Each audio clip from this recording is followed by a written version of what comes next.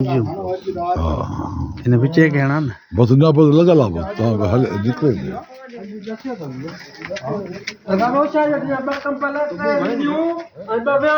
मतलब बता भी वो और सफ़ा आई हैं हां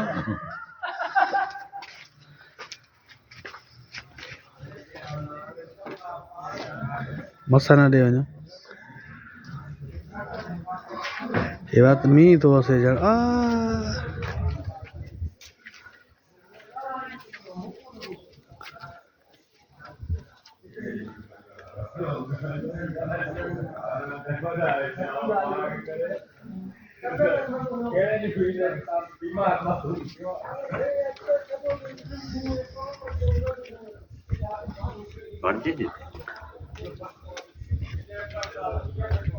Oi, oi, oi.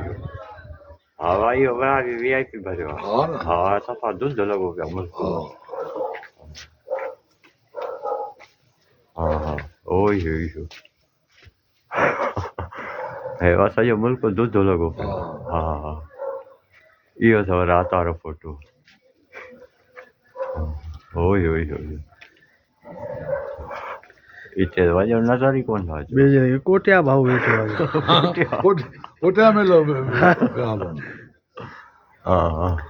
ये ॾिस न बर्फ़ थी हले पई बर्फ हाँ ये सब को यार ओए ओए बुधाए पे नहीं हाँ हाँ बुधाए पे वैसा जी बस थोड़ा सा हेडा रोशनी ये के पे सामने हम जो वो रोशनी दे पे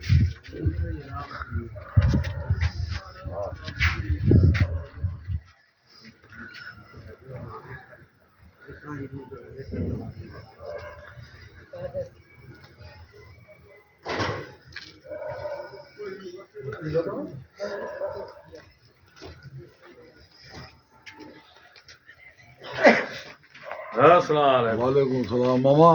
मां बच को ना या मतलब के जा भाई ने के बड़ो मुल्क जो को हो लोगो पियो अला खेर नो प्रॉब्लम नांगड़ ताईं खैर आहे न मां खेर नो प्रॉब्लम है दे वियाऊं था वनी है जे के बैठा ना पो हलो हलो दा को न ता मतलब जे मच ना आए ते आहे पोइ मजा बट ये थोड़ो बजे बजियो आ जा काठियूं जा ला खीर भी रखियो तो पोइ वेहो नी हलो हलो हलो साईं बाबा जो भला हाणे थोरो ज़फर साहब आयो आहे त ॿ टे मिंट तव्हांजो भरियां थो ॿियो ॿियो साईं वाह वाह क्या बात है साईं जो भरियां थो वाह जबरदस्त साईं वाह वाह ये सभु अची वञो न इन में सही जेको आहे सही सही माशाअल्लाह वॾो जान मतिलबु के हां साईं कुदरत जो रंग सुभान अल्लाह वाह वाह मुंहिंजा मौला तुंहिंजो शान सुभान अल्लाह